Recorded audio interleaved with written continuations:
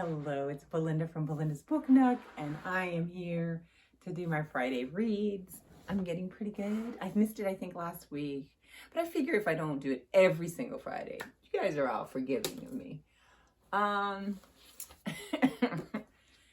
Where to begin with my update? Well, I've been having a lot of trouble keeping up with things, and I mean, I predicted this, right? I did predict it when I talked about what I was intending on reading, and I thought that I could pull it off, and I may still be able to do it. I just feel like the time is going so fast.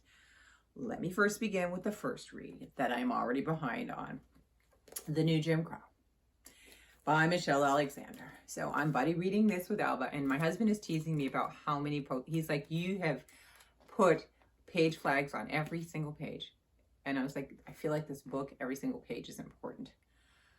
I think what is happening with me with this book, I started off strong. I met the first week's goal. Second week, I had to tell Alba, no, not going to hit the date. I'm going to try to do it a couple days later. And yeah, well, more than a couple days later, I finished it finally, which means now that this week I am going to be behind again because I have to have it all ready by Sunday. So my thought is this, and this is what I feel like, and look at me with a pencil inside the book. No shame, okay? Not the bookmark, just a pencil. This book is so important. I'm going to say things that will scare you and say you won't want to read it, because I think sometimes people just want to read things when, we look for books for escape often. And so it's hard sometimes to pick up something purposely is going to hurt you. This is hurting. I'm learning. I love the structure of this book, of how she's breaking things down. I'll definitely do a wrap-up video when I finish it. But I love how she's basically building the case to teach you how systemic racism exists in this country, in the judicial system. And I find that I am having trouble keeping up, not because I'm a slow reader, but that I'm reading it and I have to stop. Like, physically, my husband will go by and he'll see me and he'll go, you need to take a step, wait, put it down for a few minutes. It is really paining me to learn the stuff that I'm learning in here, because I feel the gravity of, how do you fix something so big? Where do you begin? I'm curious to how she's going to end it. I'm always like books that at the end that they give you some type of suggestions on what you should do. I mean, she would probably have to write a whole nother book to tell us what we need to do. But I just feel very drained every time I read it.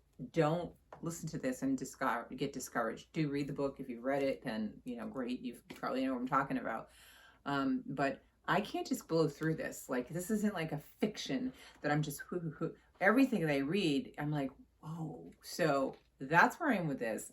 I'm going to try my best to get caught up again this week. I have a suspicion that I'm going to be behind through the whole rest of the book, which really stinks because I don't want Alba to be like, no, not reading with her again. But she's patient with me. So I'm going to keep going with that one. The other one, I got Post-its on the front of it, is McKindred. Now, Kindred, I'm just blew through this. It's so good, right? And I remember reading it before. And I have until September. So, hey, I'm like, good. I think it's September when they do the check-in for the slow read. I only have maybe like 10 pages, 15, 20 pages maybe left. Just that much. I've kind of been stalling because I'm enjoying the book. And I don't want to be too far away from when we talk about it again that I forget things, but I don't think I will. So that one I'm doing really well. And the other one that I was reading, the Henrietta Lacks book, Fallen Behind, on that one as well. If I don't finish it, I'm going to push it into the next month because I really want to read that. I kind of wish that I had read this after I read the Henrietta Lacks story, but I don't want to read Rebecca's book again. As much as I recommend it, I don't want to reread it. Maybe I'll skim it to kind of compare to what he's talking about so I can discuss it, but I don't want to reread it because I have a big list of books I need to read. And then on top of all of this madness, I've got books that I put on hold on Libby that when I put them on hold, they said 4 months, 6 months, 4 weeks. All of a sudden, they're slowly just popping up. And I'm like, oh my God, I waited so long. So there was a new release book that I made. I don't know. I shouldn't even look at it, right? Because I have so much on my plate. But I feel like, oh my God, I could use a dose of something that's a little bit more light. So I don't know. There's a chance I may peek at that. And then on top of all of that, our library, I guess, is doing, I think they're doing curbside now, or I don't know if you can go in with your mask or not yet. But I got a call that a book I put on hold is there. I don't know what it is. I have to go online to look because I put this book on hold February, maybe, before everything went to, I won't say no swearing, before everything went crazy. So I don't even know what the book is that the library has. And I'm like, really? Because I can't even take another book. I just need to read what I have. So I will check that online before I call them, and then I'll figure out what I'm going to do with that. I'll probably just tell them to send it back and I'll get it again another time. But that's where I am for my Friday reads. I will hopefully play some catch up.